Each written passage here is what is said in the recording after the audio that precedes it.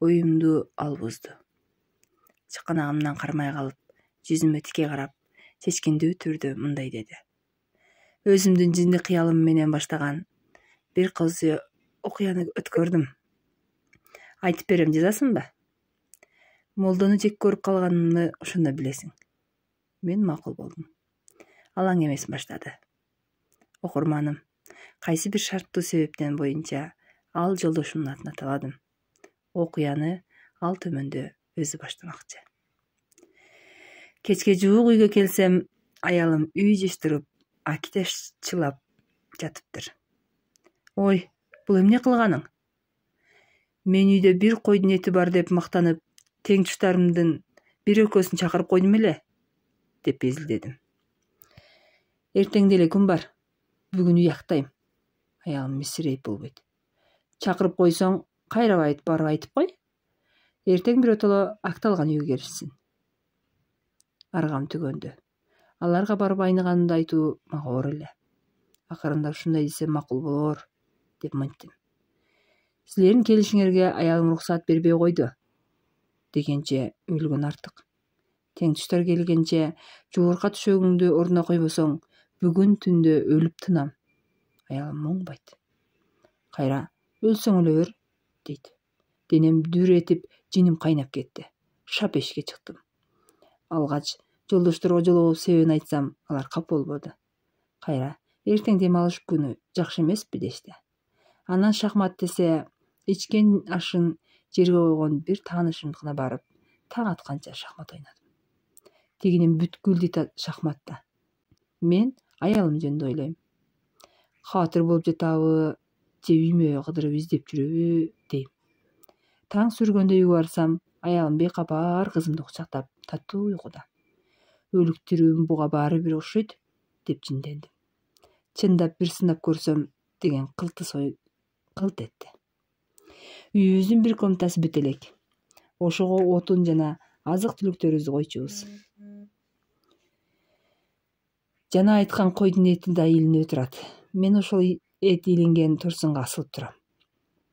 Эки жипти таманыма үзөңгү боо кылып, уштарын сырткы шым ичинен алып, жакамдан чыгара селкинчек сымак турсунга башып калган бир учун мойнума ороп койдум. Аңгыча ичкериден аялым ойгонуп, отун алууга кирди. Ал босогодо асылып турган мени көрө салып, чыр эте түштү. Бетин басып, сендиректеп эшикке жүгүрдү. Артына барайын десем, түшө албайм. Жана үстүнө чыгып, асылган эки эски столду кара басып, катуураак тээп койгон экем. Азыр бут жете турган эмес. Аңгыча көчөдөн аялымдын ыйыралашкан калтыраган үнүн уктум. Айланай молдоба, ойгонуп кетип, кызым коруп калбасын. Жаңда отура тургун. Мен милицияга кабар берейин. Ал кошуна турган молдого кирген тура. Молдонун айткан жакшы насааттары, сылык сыпайы көрүнүшү, баарыбыз аны жакшы көрчүбүз. Өз кылыгыма эми чында уялдым. Баарын тамашага салуу үчүн молдого кирип келгенде тилимди бир аз чыгарып, көзүмдү акшырайтып калдым. Ал бала жаткан комнатага кирбей, башпагы басылып турган мага көз жүгүрттү. Анан эң короону абайлап, бир сыйра карап, эч ким жок экенине көзү жеткенден кийин ичкери кирди. Короо жакты дагы бир карап алып, оң жагымда илинип турган койдун жоон санын шып алып, топтусу чечилүү чапанынын өңүрүнө катып артка кайтты. Кармын албай, ал босого аттай келгенде, молдоба, ушул кылганыңыз туура эмес го, дедим. Ал тоо ургандай селт этип катып калды. Бир демден кийин башка бирөө сүйлөдүбү дегендей кылчайып акырын мага карады. Сол көзүмдү акшыйткан бойдон оң көзүмдү кысып койдум. Молдобам баа деп ачып өкүрүп чалкадан кетти. Былк этпейт. Өлүп калды окшойт деп менде жан жок. Молдоба, дейм. Туруп кете бериң, мен коруктайын деп эле. Эшиктен топурап, алдында тааныш милиционер, артында аялым, бир топ коңшуларым кирип келишти. Сүйлөсөм булардын да жүрөгү түшөт го деп айла таппайм. Милиционерлер чечкиндүү киришти. Ал бурчка ооп жыгылган молдону да көрбөдү. жана мен тепкен эски столду бери жылдырып үстүнө чыкты да отун кыркчу балта менен сол бутуна илинген жипти торсундан кырка чапты. Муну күткөн эмес элем. Оң буттун жиби көтөрүлүп калып, сол нымтаман шалак эте милиционерди кучактап калдым. Ошондон милиционерге: "Мен өлгөн эмесмин" дейм. Тамашалап эле сууга чөгүп бараткан атамдын жанында бирөө болсо кандай жармашат. Мен да так ошондой жармаштым. Ошентип жатып эшикке көз артам. Ошол учурда согуш кокустан молдого көзүм чалынды. Ал көзүн алайтып, эми башын көтөрүп келе жаткан экен.